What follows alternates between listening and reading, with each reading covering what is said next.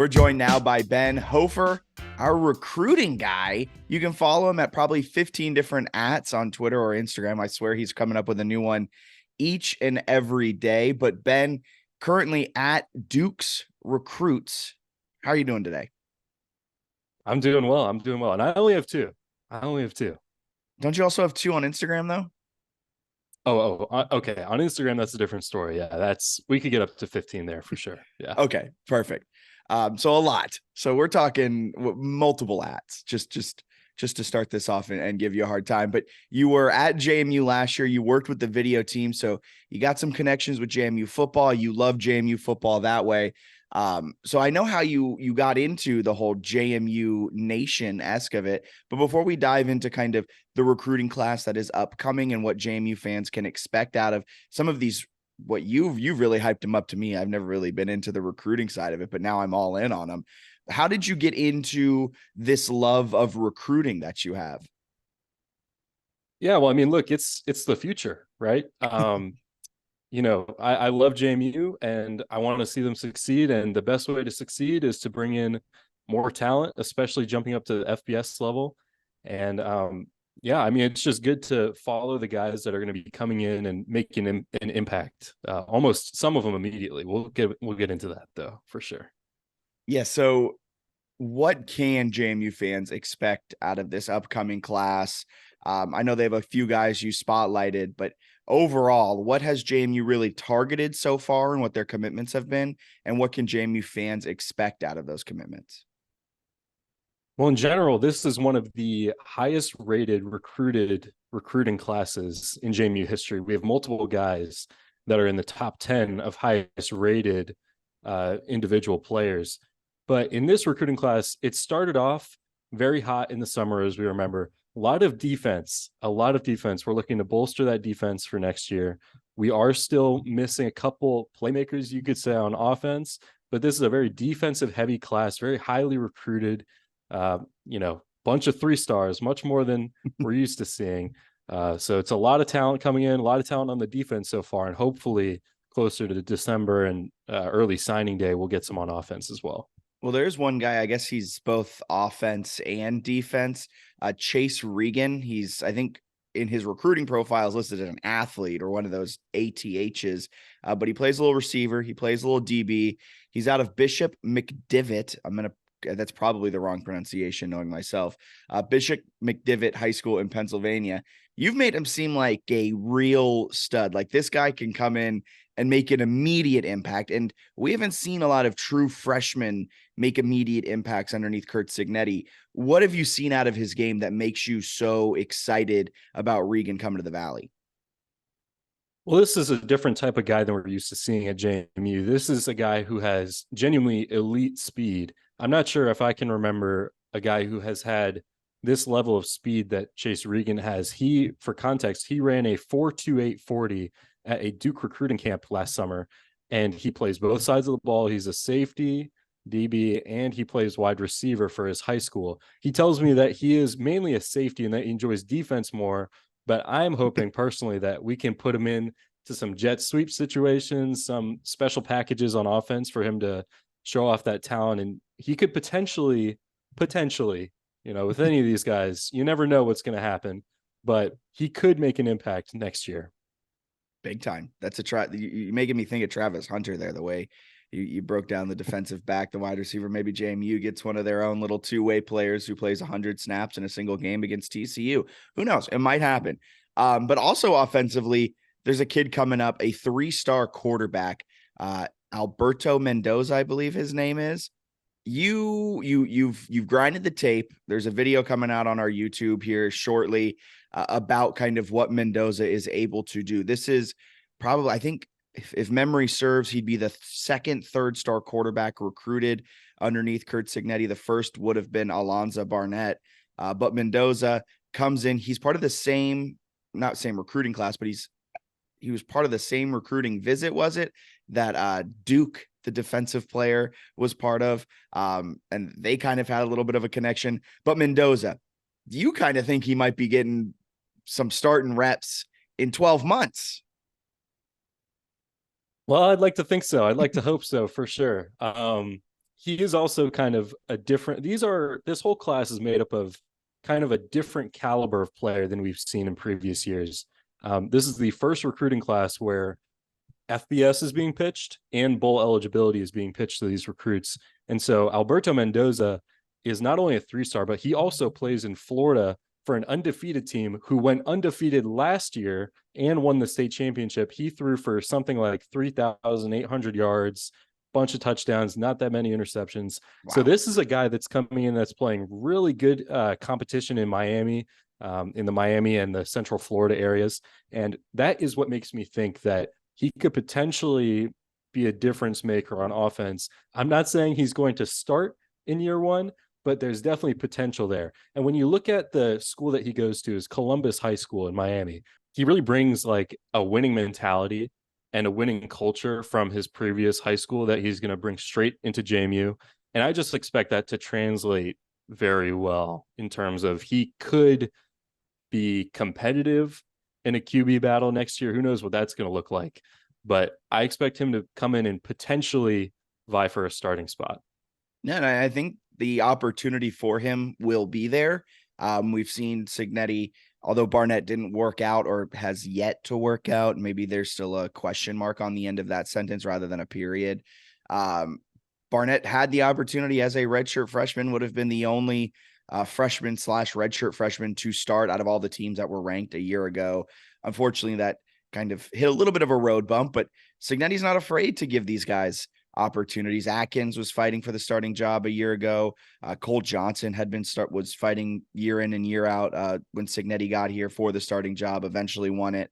So I like the way you think there is potential that he could be vying for the starting job, but you touched on it, that there's this recruiting pitch. JMU has been FCS for so long. They finally get to FBS.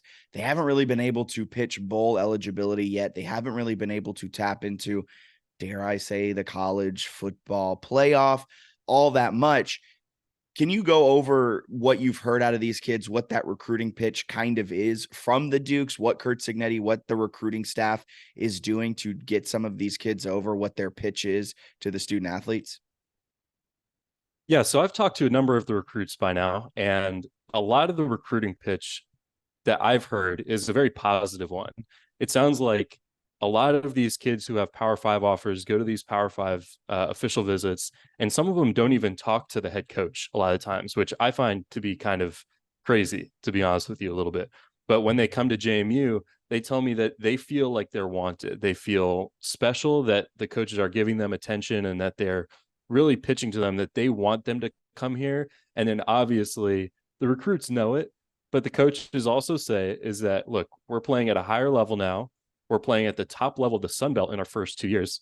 And that potentially, obviously, bowl eligibility, and then potentially in 2024, the college football national championship, always out there. It's always out there. You can dangle that out like a little carrot. I mean, there is the potential, if you are playing at the top end of the Sun Belt, you're positioning yourself for a very solid chance to be the top group of 5 team.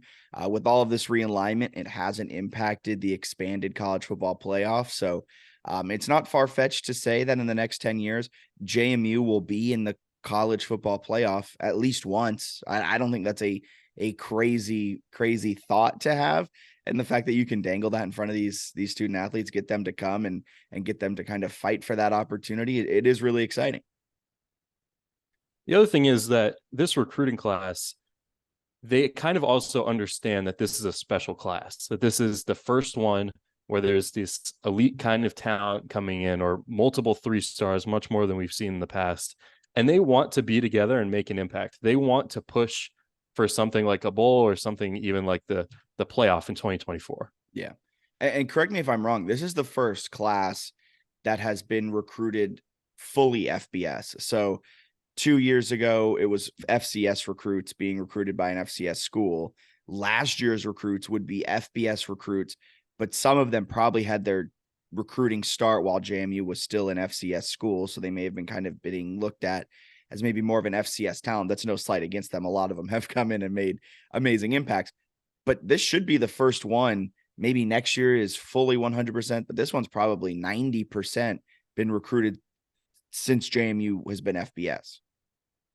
Well, and that's the thing, right? I mean, we've got a lot of FCS products who have gone on to be undrafted free agents who get picked up by some teams. And it just shows that we have the coaches that can take any level of talent and up their game, essentially. And so that's why it's especially exciting and important for this class to be the first one that is of FBS recruits to be an elite class and to see where we can go with them. Because if we can produce a product on the field with these recruits next year and some of them make an immediate impact, that will definitely help our recruiting classes in the future as well. Yeah, I love it. So you talked a lot about the defensive side when we started. That's where a lot of the focus was during the summer. A lot of the focus was early on, but now as we get closer and closer to National Signing Day and all of that fun stuff later on in the year, they're kind of shifting the focus more to offense. But on the defensive side of the ball, who else should JMU fans be on the lookout for? Who can they expect to hear, over the PA at Bridgeford Stadium making their third sack of the night? Who can they expect to hear that in the next 24 or so months? Well, it's hard to tell who's going to make the immediate impact. I mean, we've seen Aiden Fisher come in as an underclassman, and we've seen D'Angelo Pons and some of these guys come in out of nowhere, seemingly. It's going to be tough to see who's going to come in and actually make that impact. But I always like kids that come from states that have high competition, such as Florida, Georgia, Texas. And one of those Georgia guys is Bryson Banks. He's from Buford High School. And I just think that he has all the physical tools to come in and potentially be a dominating force on our defense. Notice that you left Virginia off of that, and I'm a little offended. The 757 represent. They got some great athlete. No, but I see entirely what you're saying. If Florida and Texas, specifically Georgia too, but Florida and Texas are different beasts when it comes to high school football. I mean, I thought Friday night lights were a big thing where I grew up in Virginia, and then you see the videos of Texas, and you're like, oh, so they're playing in a nicer stadium than Sam Houston. That's cool, dope. Yeah. Yeah, I mean, it hardly feels like high school ball down there. Yeah. And the other thing is that not only is everything bigger in Texas and Georgia and Florida, but they care more too. I mean, they've got the facilities, they've got to train, to play in the fans. There's a lot more expectation, a lot more pressure. And so, in my opinion, that leads to some early competition in college. Yeah. That's a great point. They know what the spotlight is. They're prepared for it. They're ready to. You playing in front of 25,000 is only 5,000 more than what they were already playing in front of, rather than 25,000 more than what they were playing in front of. If you're coming from the hills of Virginia or some West Virginia town, or no offense to those towns, just they don't have the pure population to pack a stadium. But Ben. Thank you so much for taking the time out of your day. Let the people know where they can follow along with your recruiting journey on Twitter and wherever else you want to plug. Yeah, so you can find me at Duke's Recruits on Twitter. I do not have an Instagram right now, but on Twitter, you can follow me for some fun tweets related to recruiting most of the time. I will have more interviews dropping until National Signing Day. And obviously, we're going to keep a close eye on who sticks in this recruiting class and who potentially won't, until we get some signed on the dotted line. Yeah, I was going to say, until it's pen to paper, we may see a couple flips. We've already seen it happen a few times in this FBS era. I'm still sad about Jarvis Green flipping to Clemson. I mean, that guy, he's already playing as a freshman at Clemson. Imagine what he would have done at JMU. Yeah, that's probably why he flipped to Clemson, though. Let's be honest. To contend for the ACC and actual national championships within his 4 years, he could have come to JMU, laid the foundation, and we can rah around that. But I understand why he went to Clemson. I get it. It was really funny though with him, how he was actively like pining for Clemson, where like he verbally committed to JMU, and he was like, but if Clemson offered, they are my dream school. So I wouldn't say no. It's like, all right, kid, no shame. I would have done the same thing. Probably wouldn't have been as outspoken about it, but I love it. But thank you so much, Ben, for taking the time and following along. And you also said your Twitters is all recruiting. You take the occasional shot at Liberty. So if you want the occasional shot at Liberty, which is 100% warranted, follow along with Duke's Recruits. Thank you, Ben. Thank you. Appreciate it.